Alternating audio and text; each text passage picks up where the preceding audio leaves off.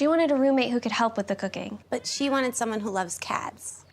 So we got Griswolda. Dinner's almost ready.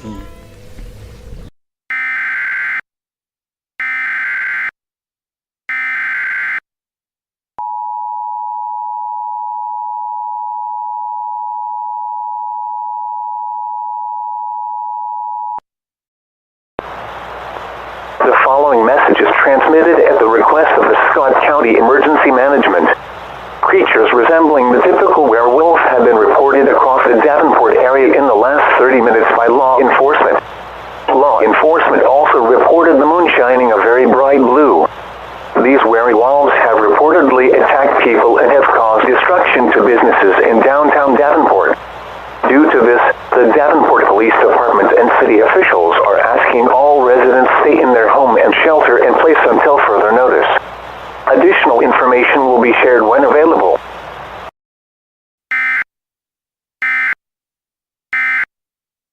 Sure you don't want some?